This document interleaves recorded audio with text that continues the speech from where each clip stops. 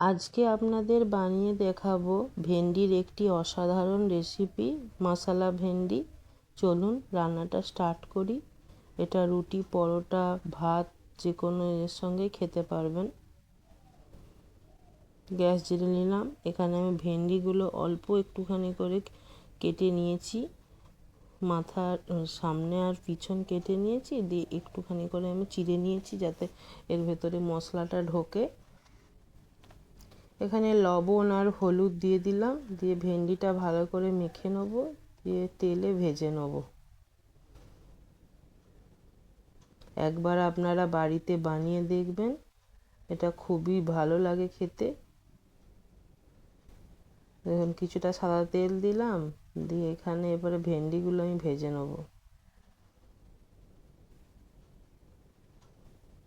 হালকা ব্রাউন করে ভেজে নেব।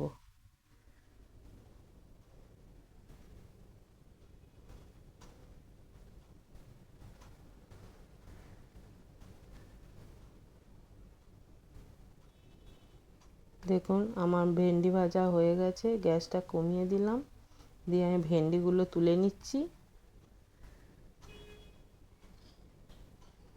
1 চামচের মতো তেল আছে, আর তেলটা চেঞ্জ করব না, ওতে আমি আরও 2 চামচ সরষের তেল দেবো। 1 চামচ গোটা জিরে ফোড়ন দিলাম।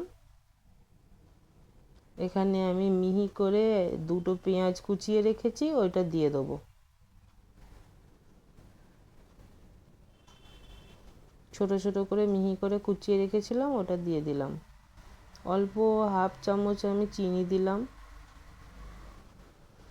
এটা এবারে পেঁয়াজটা ব্রাউন করে ভেজে নেবো। এখানে আমি একটা ছোট বাটি নিলাম, 1 চামচ জিরে গুঁড়ো, 1 চামচ হলুদ গুঁড়ো, 1 চামচ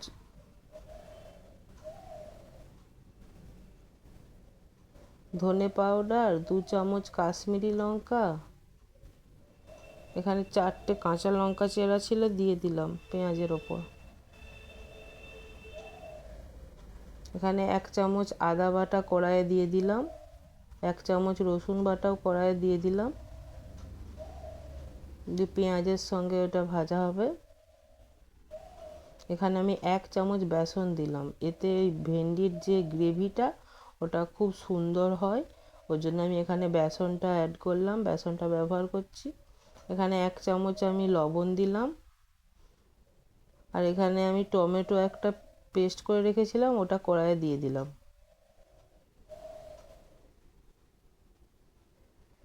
এবার জল দিয়ে ভালো করে এই বাটির মশলাটা ভালো করে একটু গুলে নেব।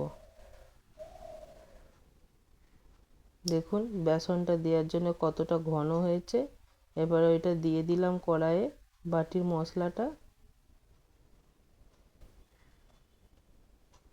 এবার ভালো করে কষিয়ে নেব।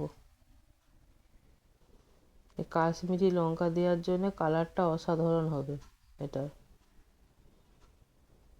অল্প একটু জল দিয়ে ভালো করে এটা কষিয়ে নেব। এখানে আমি একটা বড় চামচের 1 চামচ দই ফেটিয়ে রেখেছিলাম, ওটা দিয়ে দিলাম।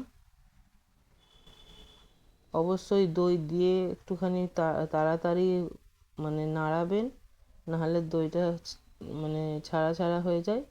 দেখুন আমার মশলা কষানো হয়ে গেছে, কত সুন্দর কালার হয়েছে মশলাটার।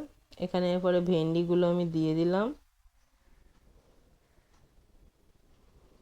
এটা খুবই সুন্দর লাগে খেতে, একবার বাড়িতে বানিয়ে দেখবেন। এখানে 1/2 চামচ আমি গরম মশলা দিলাম।